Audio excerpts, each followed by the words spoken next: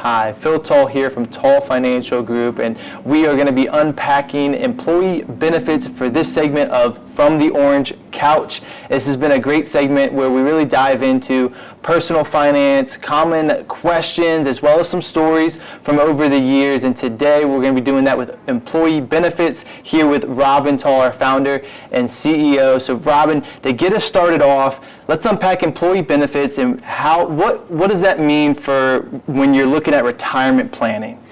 So first, I think it's important to understand the history of how retirement planning came about, because it's so important that we do that. Beginning of the 1980s, the defined pension plans, which most corporations had, began to being phased out. And the reason they were being phased out because they were expensive and the companies didn't want that responsibility. So now that the employee has that responsibility, it's so important that we plan and we contribute to these plans. You know, that I've said for years that retirement planning is based on like a three-legged stool. There's three legs to it. One is Social Security, the second one is personal savings, and the third is the employer retirement plan, the 401k, the 403b. So it's so important to participate and understand them at this time. Yeah, so you said that responsibility is now on the employee and the employer having those matches. What contribution should we be looking at? You know, there's an article in the Wall Street Journal this week which surprised me. It said that the millennials today are doing a better job of saving for retirement than the previous generation, which, you know, why is that? Well, you know, if you go work for a new employer now, you're automatically opted in to the retirement plan. You have to actually opt out. And so I think that is helping a lot of people from that standpoint. Let's get specific. $22,500 is the max that you can contribute to a 401k. If you're 50 and older, it's another $7,500 that you can contribute, so it's a total of $30,000. Now, seems like a lot of money. Start where you're at, but look at what the match is. Most companies provide a match, 3%, 5%. You want to at least do that match, because if you don't, you're leaving money on the table. Yeah, no, that's a great point. And considering current market environments, I know inflation's a hot topic right now. How does that impact our retirement planning and those retirement plans? Yeah, inflation, it's got to be a concern today. I mean, especially for retirees. Mm-hmm. You look at the expenses are going up. You have to have corresponding income to offset that, or we call it the retirement gap.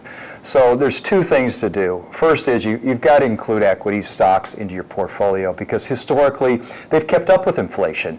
And yeah, they're a little more riskier, they're more volatility, but how you offset that is by having fixed income bonds to offset that. Mm-hmm. And then the second area would be, we usually say have 1 to 2 years of what your expenses are going to be, and that's what you're going to draw from, mm-hmm. so that you don't have to sell stocks, you know, during a period of downtime, which is going to happen. Yeah, I think it's a great point. There's a few different aspects to look at, and so that's why it's so important to get with your financial advisor if you have one, and so make sure you get that input, right, as you're navigating those. You know, I saw recently Harvard Business Review had that 40% of employees, when they leave an employer, they exit that plan.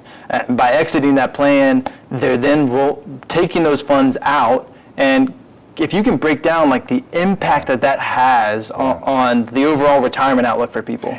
Yeah, we have a real life story. We had someone come in last month, and they were telling their neighbor that they were going to retire, and the neighbor suggested that they come see us. And so when they came in, they had already filled out the paperwork to receive it as a lump sum. This was like $500,000. Yeah. And that's an incredible amount of taxes to pay. And so we were able to quickly call up the custodian, put the paperwork on hold, and we explained to them the idea of drawing that down over time rather than taking it in a lump sum. Mm-hmm.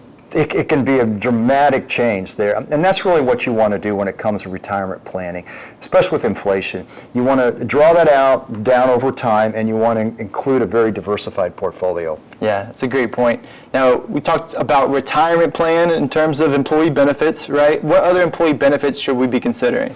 I see the health savings account not being used as often as it should. It's definitely a tax deduction, it's tax deferral, and they don't even really have to take it out in your 70s until you really need it, and that could be long-term care. So I like that. I also think that there's a lot of education education benefits that are provided.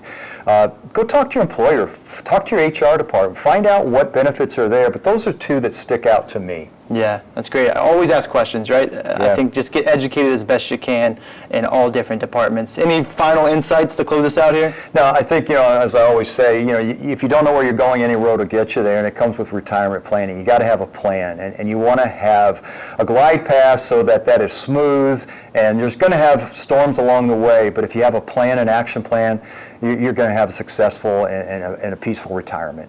Yeah, well, thank you for joining today from the Orange Couch. We're looking forward to many more segments with you all. Hey, reach out to your financial advisor if you have any questions, employee benefits, retirement planning, how all those can get applied to you. Each person's a little bit different. So, hey, reach out. Happy to talk to you. Robin, thanks for joining today. Enjoyed it. Thanks.